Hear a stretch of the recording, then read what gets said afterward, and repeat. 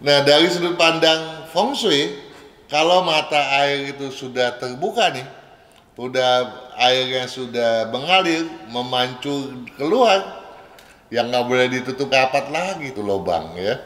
Apalagi kalau sudah kita tunggu selang 3 bulan gitu, dipakai atau tidak dipakai, itu udah aktif itu ya, energinya sudah keluar ya. Juga nggak bagus kalau sumur tersebut berada di dalam rumah tinggal. Dampaknya apa sih? Mengurangi, merusak keseimbangan kita. Ya, energi rumah terusak, kesehatan kita terusak. Nah sekarang nih rumah Anda udah bagus nih di pelok sama sungai, tetapi airnya menjauhi depan rumah Anda. ini ini ini pertanda jelek. Walaupun Anda untung memperoleh rezeki, pengeluarannya juga akhirnya hilangnya gampang banget tuh gitu.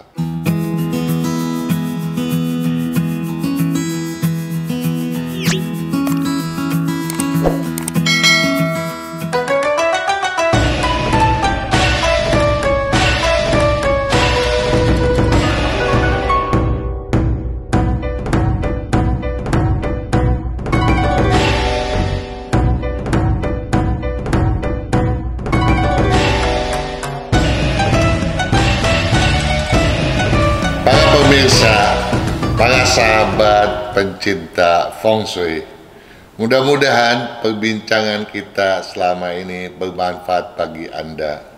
Ya, kali ini kita akan berbicara mengenai masalah seputar air. Ya, dalam feng shui, feng memang berarti angin, yang juga diidentikan sebagai penataan cahaya juga ya. Tapi kata shui udah pasti adalah air. Nah, air merupakan hal yang terpenting yang perlu kita siasati dengan baik dan benar ya. Dan tentu saja tidak boleh diterapkan secara keliru. Kalau keliru akan berdampak buruk, itu yang kita khawatirkan, sehingga menimbulkan berbagai dampak buruk yang bersifat negatif destruktif ya. Nah, kita mau berbicara mengenai sumur, danau, dan sungai ya, sesuai dengan yang ditanyakan oleh beberapa juragan berikut. Namun sebelum kita memasuki sesi tanya jawabnya, saya mau mengajak Anda untuk memahami dulu ya, kenapa sih kita mau berbicara mengenai sumur, danau, dan sungai. Ya, sumur air adalah hal yang terpenting dalam kehidupan kita manusia ya. Nah, dalam hal atau ketika kita membuat sumur, apakah itu sumur pantek ataupun sumur timba, tentu saja tujuannya untuk memperoleh air dong ya. Nggak mungkin kita bikin sumur tujuannya untuk hal yang lain, kecuali kita mau bikin pertambangan yang lain deh ya. Nah, ini kita mau memperoleh air.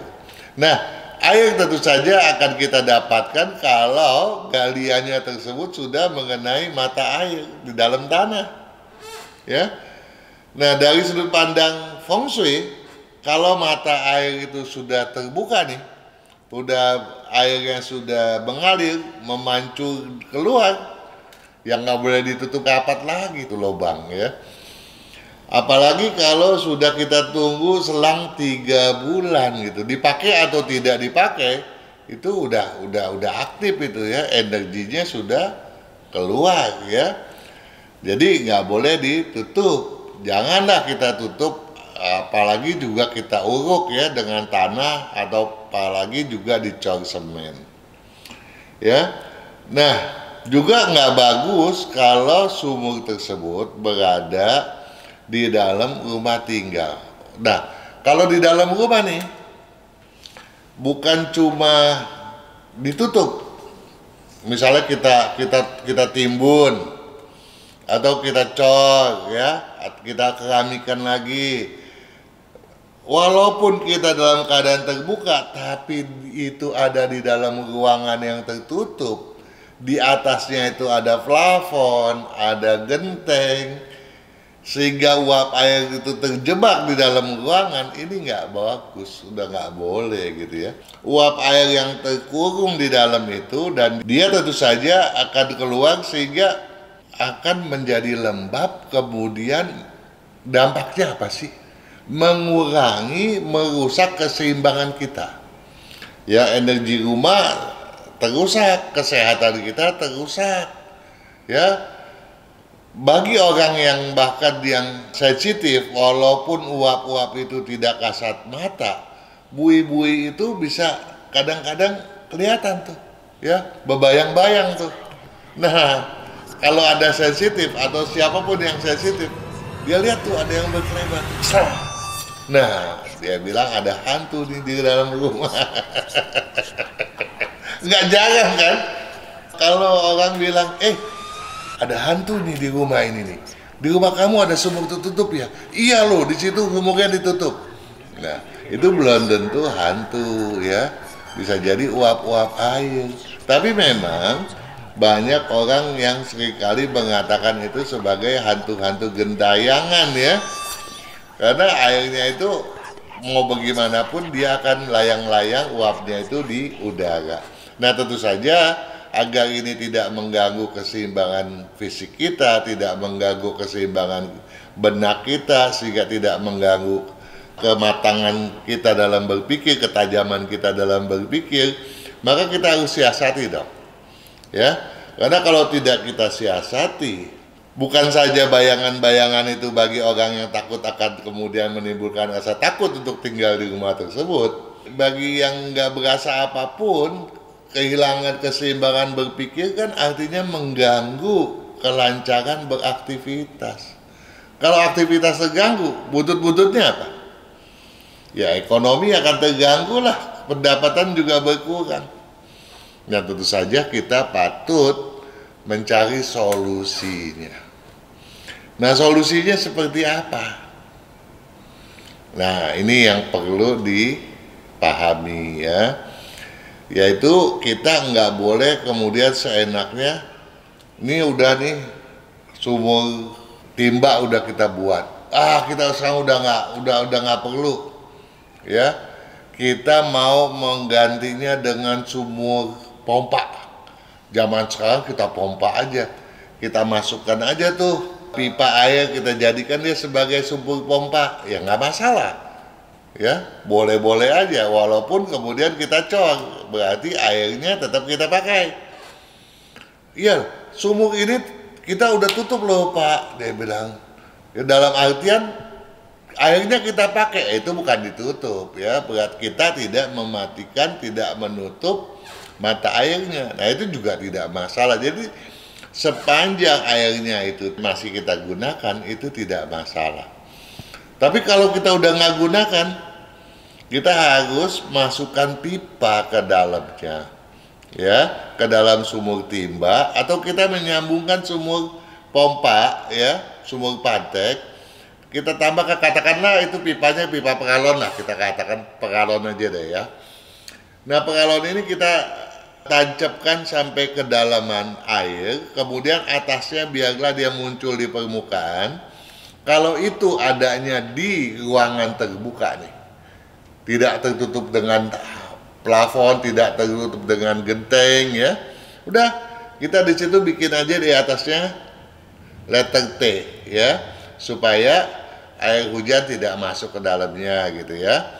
Nah, kemudian kita bengkokkan ke bawah misalnya, supaya udara dari dalam tuh ke sirkulasi keluar gitu ya, tidak pampet. Namun kalau dia itu adanya di dalam ruangan, nah kita harus nih kita keluarin ke atas, tapi juga nggak boleh nih kita biarin dia berdiri semacam tiang gitu. Tiang ini nanti jadi menimbulkan energi negatif lagi, karena semua benda yang apalagi dia bentuknya tajam, dia akan memancarkan energi negatif lah. Itu menurut feng shui ya. Jadi pipa ini harus kita benamkan di dalam dinding dah. Kita masukkan ke dalam dinding. Misalnya rumah kita 3 lantai, oke lah. Di ujung lantai pertama kita kasih keluar. Yang penting kita memperoleh area luar yang bebas gitu ya. Nah, kita bikin T di luar supaya ada udara yang keluar ke tempat bebas. Namun kalau itu nggak mungkin karena di kiri kanannya adalah rumah tetangga juga, maka kita harus membuat pipa itu sampai tembus ke lantai ketiga sampai keluar ke atapnya. Kemudian di atas genteng itulah baru kita bikin pencabangan pipa supaya air hujan tidak masuk ke dalamnya. Ya. Itu caranya seperti itu ya. Nah, bagaimana dengan danau dan sungai? Ya, kita sekelumit mau berbicara soal danau dan sungai. Danau dan sungai itu adalah posisi yang terbaik. Karena patokan rumah kan bersandar pada gunung melihat lautan. Nah, jadi yang bagus kalau di belakang kita tuh gunung. Jadi jangan ada sungai, jangan ada danau di belakang. Yang bagus sungai, danau tuh di samping atau di depan gitu ya. Nah, sekarang bagaimana sih bentukan danau yang bagus atau bentukan sungai yang bagus? Yang bagus adalah yang seolah-olah memeluk rumah kita gitu. Jadi misalnya dia bentukannya meliuk gini ya. Nah, kemudian ketika dia meliuk begini, kita ada di dalamnya nih. Kita kan seolah-olah dipeluk. Ya, ini menandakan tempat ini hoki gitu. Nah, yang ujung sini nih kan tajam nih. Rumah yang di sini ini nggak bagus nih, kena tusukan gitu. Sama seperti jalan layang deh. Kalau jalan layang saat gini, kemudian dia nekuk nih, set tekukan yang tajam ini ke sana, itu akan merusak. Yang ke sini sih agak menguntungkan karena dia agak ketekuk, agak terlindungi gitu ya. Walaupun tentu saja dekaannya masih ada kalau itu jalan layang. Tapi kalau sungai, dia meliuk begini, yang di dalamnya ini untung gitu ya. Itu yang kita harapkan, apalagi kalau itu adanya di sektor timur atau di sektor tenggara, lebih bagus lagi dong ya. Nah, tetapi kalau itu kita berpatokan secara umum dong. Kalau secara khusus, ya kita harus menghitung komposisi yin yang 5 unsur penghuni. Terutama adalah yang kita pedomankan adalah kepala keluarga punya komposisi yin yang 5 unsur elemennya ya. Nah,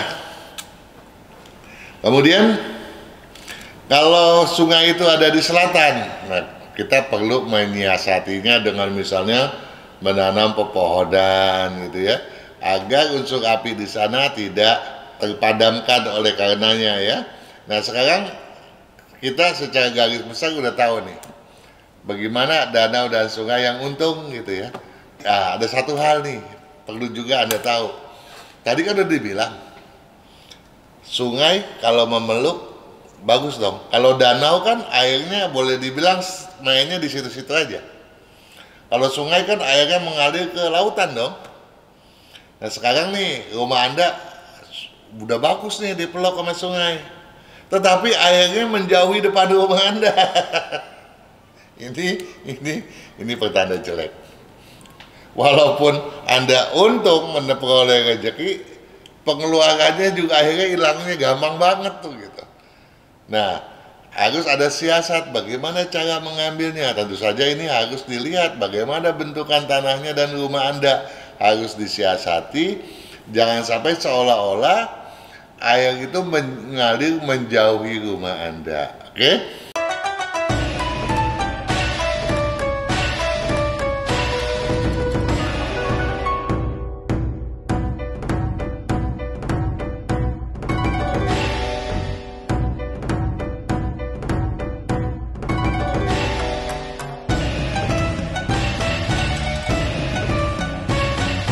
Kita masuk ya ke pertanyaannya supaya kita bisa mengaplikasikan hal yang tadi sudah kita bicarakan ke tanya jawabnya ya toh.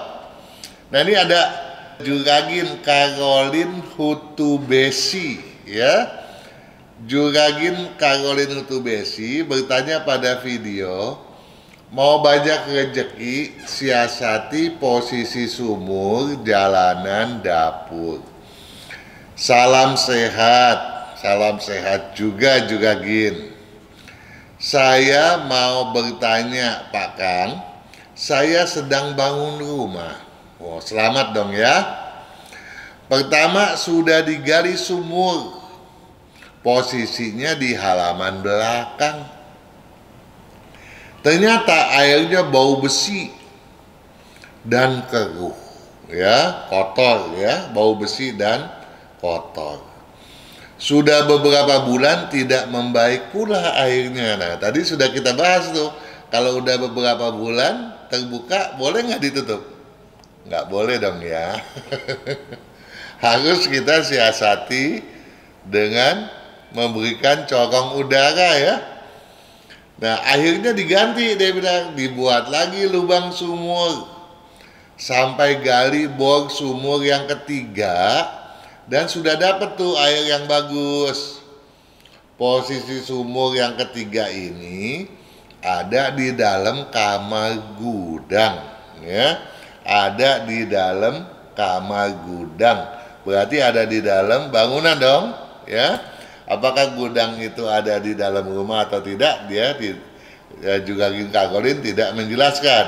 Tapi kemungkinannya kamar gudang ini ada di dalam rumah dong ya. Bagaimana dengan sumur yang berada di dalam rumah? Oh iya, berarti di gudang itu ada di dalam rumah. Dan apa yang harus dilakukan dengan dua sumur yang sudah digali dan diuruk, ditutup lagi di halaman belakang rumah? Apakah harus dikasih corong udara? Terima kasih Pak Kang. Nah, ini udah ngerti nih, harus dikasih corong udara ya. Nah, yang di dalam gudang nih, ditanya bagaimana nih sumur di dalam rumah? Berarti di dalam gudang dong ya. Ya tentu saja enggak bermasalah sepanjang airnya itu masih terus digunakan. Ya, jadi walaupun dia ada dalam gudang, kalau airnya tetap dipakai tidak bermasalah. Tetapi kalau itu adalah gudang, itu adalah kamar tidur, malahan nggak masalah. Tetapi kalau itu adalah ruang dapur, nah ini jadi pantangan. Ya, nggak boleh memantek sumur pantek di area dapur ya, karena ini berpantangan. Apalagi kalau manteknya tepat di bawah kompor, wah ini bisa kalut nantinya. Ya, masalah keuangan terutama bisa menjadi gangguannya.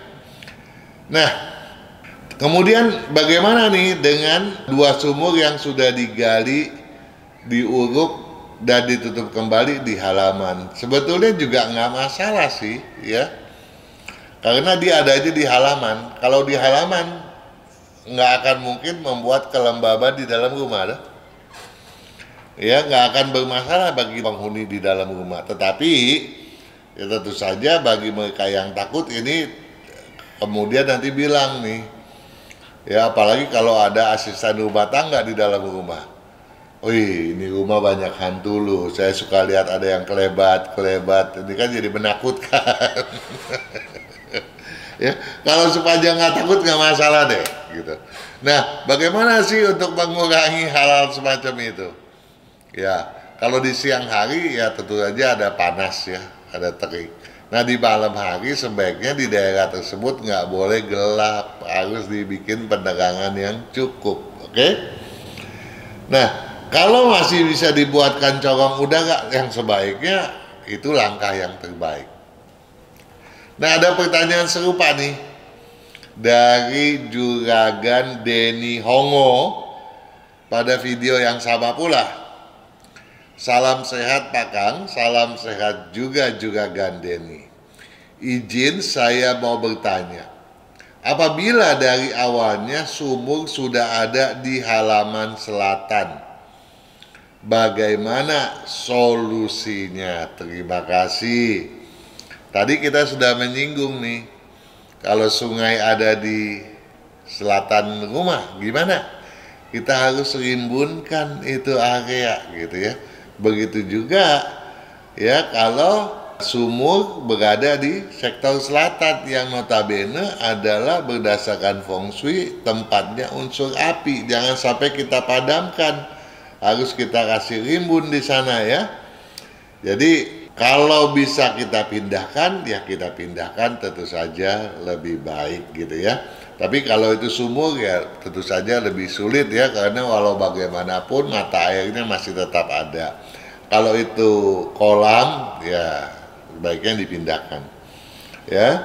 Jadi bisa disiasati dengan perimbunan dengan berbagai macam pepohonan yang lebat. Pertanyaan serupa pun datang dari Juragin Leni Sentosa pada video yang sama pula. Pakang selamat siang juga. Bagaimana kalau sumur bor berada di posisi kompor? Nah ini dia nih. Nggak boleh dong ya. Apakah harus dipindahkan? Saya Leni, usia 69 tahun. Rumah saya sedang direnovasi ya. Kemudian ada komen lagi di tambahan yang kedua. Terima kasih Pak Kang, tolong lebih baik dipindahkan atau ada jalan keluarnya ya. Apakah ada kiasnya gitu toh? Nah, yang paling bagus adalah dipindahkan. Nah, yang dipindahkan yang mana nih? Apakah yang harus dipindahkan dapurnya atau kompornya? Coba sebelum saya lanjut, Anda coba mengira-ngira yang harus dipindahkan dapurnya atau kompornya. Ya, tentu saja yang harus dipindahkan adalah dapurnya. Kenapa? Karena walau bagaimanapun sumur bor yang sudah dibuat dan airnya keluar, kita nggak mungkin bisa tutup lagi. Ya, walaupun kita sudah tutup, dia tetap aja akan menjadi bermasalah kalau kompor ada di atasnya, karena uapnya tetap saja akan mengganggu keluar. Bagaimanapun itu menurut pandangan feng shui seperti itu. Jadi kalau yang bagus, kalau airnya sudah tidak kita gunakan lagi, maka kita harus membuat corong udara keluar ya, supaya ada pembuangan udara keluar daripada rumah tersebut. Namun kompor sebaiknya dipindahkan ya. Kalau enggak, yang kita takut ganggu ke kesehatan ya. Itu nomor satu. Kemudian keuangan ya. Sewaktu-waktu itu akan mencuat ke permukaan ya. Itu yang selalu akan menjadi tantangan buat kehidupan kita. Ada pertanyaan yang juga senada dari Juragan Haris Susmining ya, yang bertanya pada video yang sama juga nih masih. Baru ketemu tata feng shui katanya, mau tanya nih, kalau septic tank di dalam dapur bagaimana? Nah ini bukannya sumur nih, ini ada septic tank. Nah ini septic tank ya sebetulnya lebih nggak boleh lagi ya, sebab itu yinnya luar biasa, itu dahsyat itu. Adanya di dapur ya. Jadi tentu saja jawabannya harus segera dipindahkan. Bisa dipindahkan salah satunya, bisa dapurnya dipindahkan, kompornya dipindahkan, atau septic tanknya. Namun kalau septic tank yang dipindahkan, maka kalau septic tank itu model konvensional, model yang lama yang kita bikin dengan injuk, dengan batu karang, ya, dan sebagainya, tentu saja semuanya itu harus kita kuras gitu ya. Berbeda misalnya kalau kita memakai septic tank yang sudah zaman sekarang tuh, yang sudah dikasih biobakteri kalau nggak salah ya, itu untuk menghancurkan kotoran di dalam ya. Nah itu kan kita angkat sama bodinya, tinggal kita pindahkan saja, nggak ada kesulitan. Oke. Nah kemudian ada pertanyaan senada juga dari Juragan Mas Nur Nainggolan pada video yang sama masih. Salam sehat Pak Kang, salam sehat juga Juragan Mas Nur. Saya punya rumah buat tangki air di dapur, di bawah lantai, apa boleh ya? Tangki airnya di dapur nih, di bawah lantai. Ini sama juga walaupun dia itu bukan septic tank ya, tapi ground tank atau tangki air yang ada di bawah dapur tetap tidak boleh dan harus dipindahkan sama ya. Dampak buruknya juga nggak berbeda ya. Jadi dampak buruknya bahkan bisa lebih besar ketimbang kekeliruan kompor yang menghadap sink. Jadi kompor hadap sink udah salah, tapi tandon air di bawah kompor, di bawah dapur jauh lebih salah.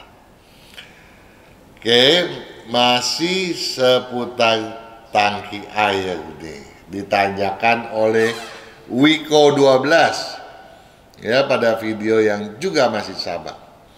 Pak Kang masih bingung dengan penempatan toren atau tandon air di atas rumah. Jadi toren air di rumah saya berkedudukan hampir di tengah rumah. Kira-kira nih kalau panjangnya 11 meter, dia bilang, di luar teras. Jadi panjang rumahnya 11 meter, tapi nggak termasuk teras. Kalau dengan teras panjangnya jadi 15 meter. Toren ada di antara 7 sampai dengan 8 meter bangunan rumah di sebelah kiri. Pas di atas lorong gawangan ke dapur. Ya. Kalau ada di atas dapur, yang penting nggak boleh di atas kompornya, masih memungkinkan kalau di atas tuh, ya. Tetapi jangan di atas kompor. Nah, rumah hadap timur, apakah boleh? Dia bilang. Bingung jadinya. Toren ini hadap arah mana? Karena rumah cuma 6 meter, nggak bisa dibagi 3. Karena sangat kecil. Jadi saya sebelumnya nih Juragan Wiko 12 mau bertanya pada Anda. Teras Anda itu bentuknya bangunan atau halaman? Biasa kan ada orang bikin teras cuma panjang ke depan 2 meter, lebarnya cuma selebar pintu sekarang teras tuh. Kecuali Anda bikin serambi ya. Nah, kalau serambi itu kan ada batasannya, dibatasi oleh tembok setinggi 1 meter keliling gitu ya, ada pintu masuknya gitu ya. Nah tetapi oke lah kalau Anda kemudian teras itu Anda buatkan kanopi ke depan. Kalau kanopi itu Anda buat dengan bahan baku besi, kemudian tutupnya seng, aluminium atau dari polikarbonat, ya nggak masalah, nggak masuk hitungan. Tapi kalau Anda membuatnya itu dari rangka kayu, kemudian dibuatkan di atasnya ditutup lagi dengan genteng tanah gitu ya, bahan bakunya, atau pakai itu genteng atau bahan sejenis yang berunsur tanah di dalamnya, maka ini masuk hitungan. Apalagi kalau kanopi itu ada beton sampai ke depan, masuk hitungan. Jadi kalau tadi tapak teras kita hitungnya kan dari 11 meter nih. 11 meter kita bagi 3. Kalau 11 meter kita bagi 3 masing-masing berapa? 3,66 meter lah ya. 3,5 meter lebih dikit. Ya, kita bagi belakangnya gitu ya. Tapi kalau 15 meter kan jadi 5 meter, 5 meter, 5 meter. Nah sekarang ada taruhnya di 7 sampai 8 meter. Mau bagaimanapun adanya di daerah pertengahan dua-duanya gitu ya. Nah kemudian Anda bilang Lebar 6 meter nggak bisa dibagi 3. Siapa bilang 6 meter dibagi 3 masih 2 meter. 2 meter itu besar. Ya, apakah token Anda itu lebarnya lebih dari diameternya lebih dari 1 meter? Jangan-jangan 3 meter, nggak mungkin toh. Ya. Paling-paling selebar token Anda 1 meter, 1 meteran lah, 120 lah. Palingan berapa kubik sih ya. Jadi itu masih memungkinkan ya untuk ditaruh di atas gitu ya, di atas rumah ukuran demikian. Nah sekarang Anda bilang ada di kiri. Nah depan rumah Anda timur. Nah kiri ini dilihat dari mana nih? Dari dalam rumah atau dari depan rumah? Ya, kalau kita lihatnya dari kiri dari dalam rumah nih, depan kan timur nih, belakang barat tuh, ya. Timur di sini utara nih, ya. Di sini selatan nih, ya. Kalau di sana timur lah ya. Nah sekarang kalau kiri dari belakang berarti utara dong, ya. Di tengah-tengah itu utara. Kalau dia agak maju ada di timur laut, kalau dia mundur ada di barat laut. Ya nggak masalah, boleh, nggak ada gangguan apa-apa gitu. Nah kalau dari depan itu sebelah kiri berarti kan adanya di kanan nih. Kalau dari belakang, kalau dari depan sebelah kiri. Nah ini selatan nih, ini nggak boleh. Ya, kecuali Anda ke depan ingin sekali, di depan sekali itu tenggara, itu boleh gitu ya. Jadi paham ya, kalau memangnya di kiri rumah Anda tidak perlu memindahkannya lagi. Tapi kalau di kiri dari depan Anda harus taruhlah paling depan ya, di sektor paling depan rumah ya, karena itu paling depan itu adalah tenggara ya.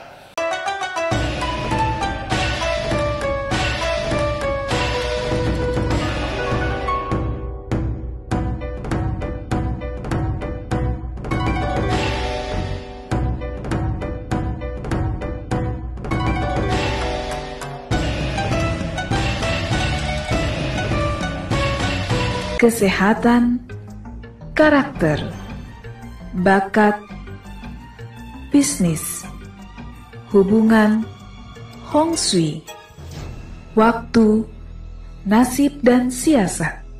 Kesempurnaan dari kedelapan aspek inilah yang dipelajari oleh metode Yin Yang 5 unsur, agar perjalanan hidup manusia dapat berhasil dengan tetap berjalan serasi, selaras, dan seimbang dengan alam semesta.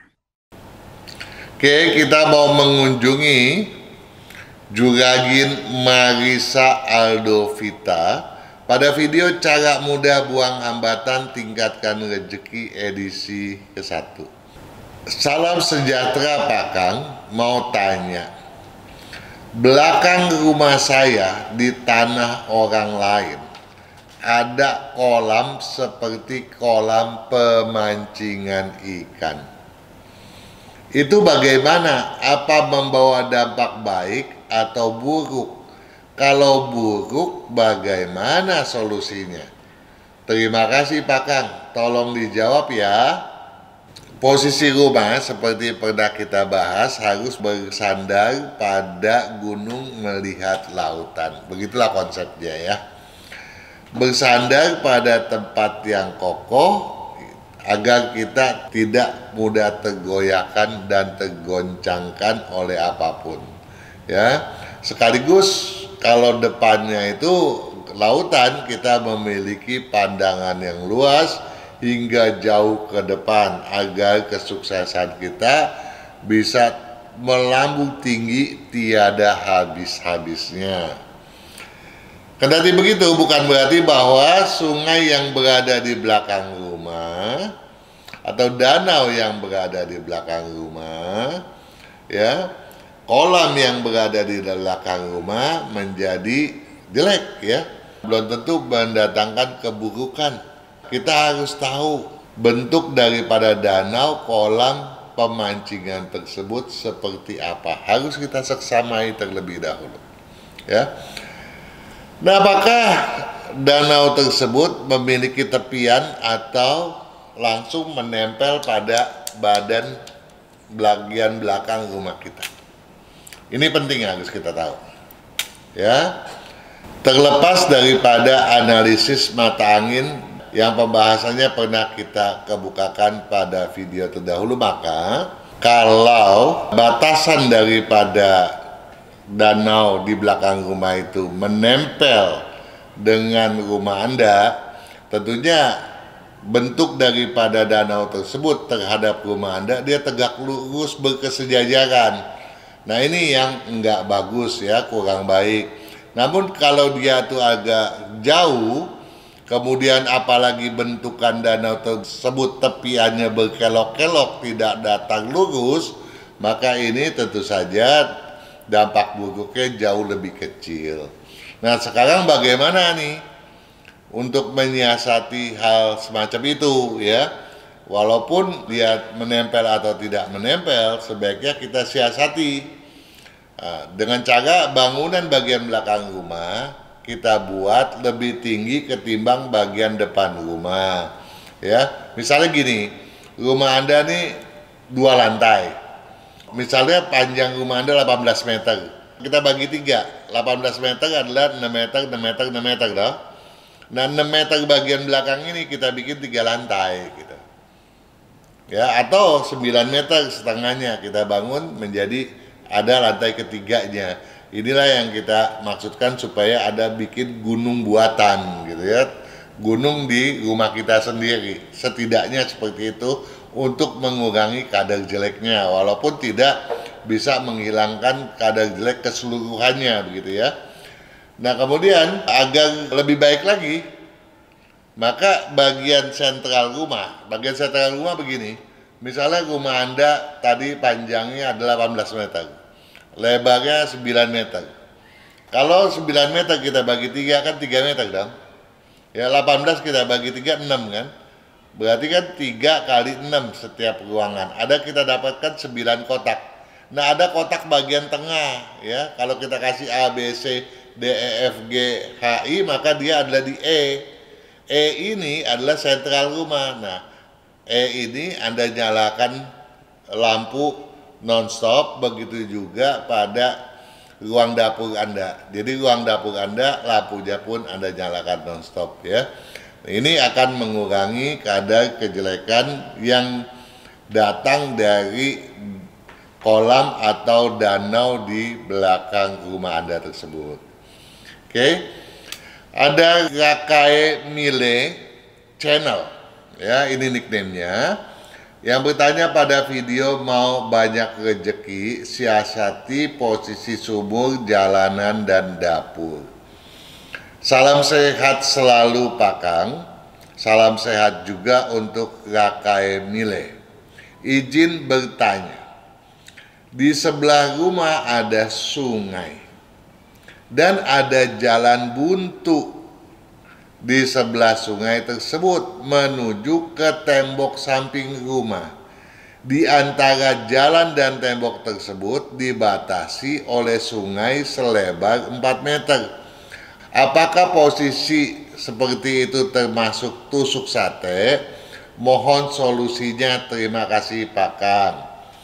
Begini Juragan Rakae Mile, saya mendapat kesan bahwa ini loh rumah Anda.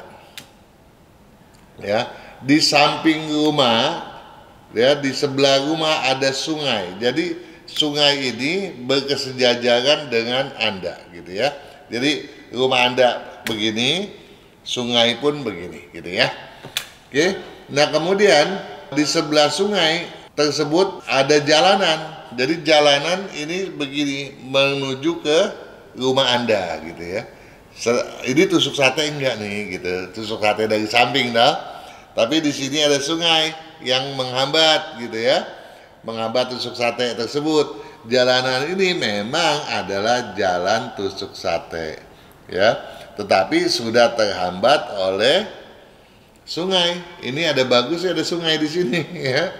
Nah, mohon solusinya. Nah, walau bagaimanapun ini adalah jalan tusuk sate mengenai samping rumah.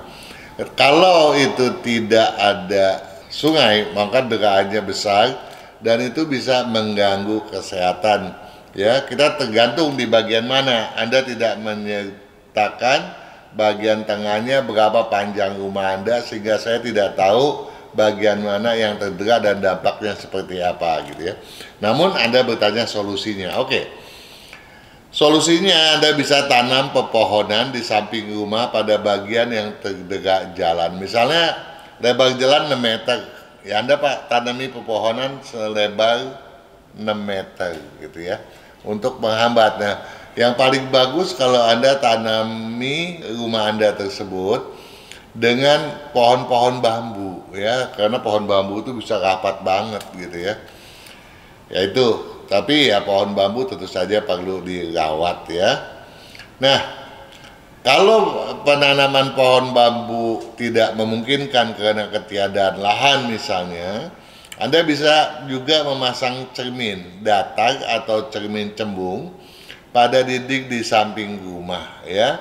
Nah, datar atau cembung mana lebih bagus? Tentu saja cermin cembung jauh lebih bagus ya.